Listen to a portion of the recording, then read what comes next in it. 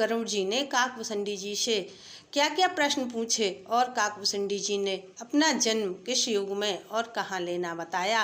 यह कथा श्री रामचरितमानस के उत्तरकांड से पिछले वीडियो में हमने आपको काकभूषणी जी का गरुड़ जी को श्री राम जी की भक्ति के लिए अपना अनुभव सुनाना व गरुड़ जी का अपनी मोह की बात याद करके पछताना, यह कथा सुनाई।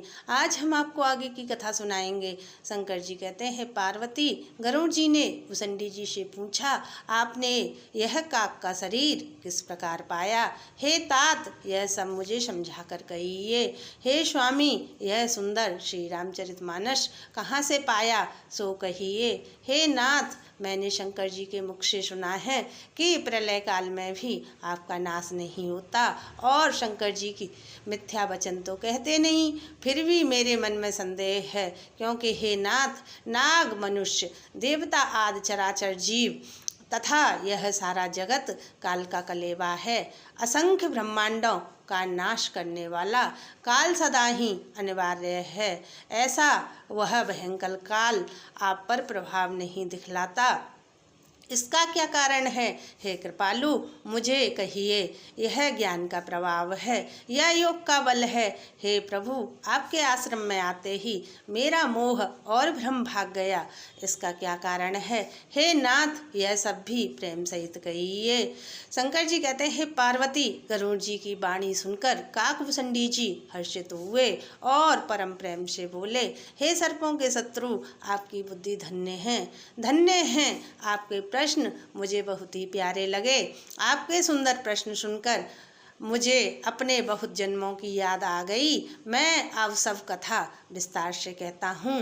हे तात, आदर सहित मन लगाकर सुनिए।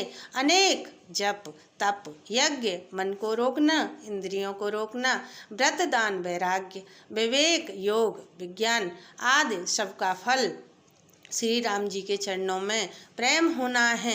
इसके बिना कोई कल्याण नहीं पा सकता।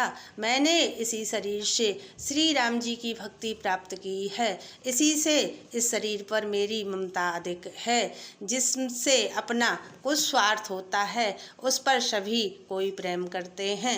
हे गरुड़ जी, वेदों में मानी गई ऐसी नीति है और सज्जन भी कहते हैं कि अपना परम हित जानकर नीच से भी प्रेम करना चाहिए। वही शरीर पवित्र और सुंदर है।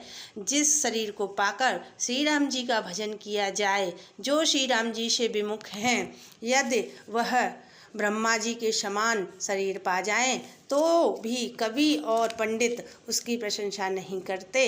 इसी शरीर से मेरे हृदय में श्री राम जी की भक्ति उत्पन्न हुई। इसी से हे स्वामी, यह मुझे परम प्रिय है। मेरा मरण अपनी इच्छा पर है, परंतु फिर भी मैं अपना यह शरीर नहीं छोड़ता, क्योंकि वेदों में वर्णन है शरीर के बिना भजन नहीं होता। पहले मोह ने मेरी बड़ी दुर्दशा की थी। श्री राम जी से विमुख होकर मैं कभी चैन से नहीं सोया। अनेक जन्मों तक मैंने अनेकों प्रकार के जप, तप, योग, यज्ञ, दान किए। जगत में ऐसी कौन सी योनि है जिसमें बार बार घूम फिरकर मैंने जन्म न लिया हो। हे गोसाई, मैंने सब कर्म करके देख लिए, पर अब इस जन्म की तरह मैं कभी सुखी नहीं हुआ। हे नाथ, मुझे अपने बहुत से जन्मों की याद है, क्योंकि शंकर जी की कृपा से मेरी बुद्धि को मोह ने नहीं घेरा। हे पक्षीराज गरुड़ जी, सुनिए। अब मैं अपने प्रथम जन्म का चरित्र आपसे कहता हूँ, जिसे सुनकर प्रभु के चरणों में प्रीत उत्पन्न होती है और जिससे सभी कलेश मिट जाते हैं। हे प्रभु, पूर्व में एक कल्प में पापों का मूल कलयुग था, जिससे सभी स्त्री पुरुष अधर्म परायण और वेदों के विरोधी थे। उस कलयुग में मैं अयोध्यापुरी में जाकर शूद्र का शरीर पाकर जन्मा। मैं मन, वचन और कर्म से शंकर जी का सेवक और दूसरे देवताओं की निंदा करने वाला अभिमानी था। मैं धन के मद में मतवाला, बहुत ही बकवादी और उग्र बुद्धि वाला था। मैं श्री राम जी की राजधानी में रहता था, फिर भी उस समय उनकी महिमा कुछ नहीं जानता था। अब मैंने अवधपुरी का प्रभाव जाना। वेद पुराण और शास्त्रों में ऐसा गाया गया है कि किसी भी जन्म में कोई भी अयोध्या में बस जाता है वह अवश्य ही श्री राम जी का परायण हो जाता है। इससे आगे की कथा हम आपको अगले वीडियो में सुनाएंगे। कृपया आपको मेरी यह कथा अच्छी लगे तो लाइक और कमेंट करना। जय श्री राम, जय हनुमान, श्री शिवाय नमस्तुभ्यम।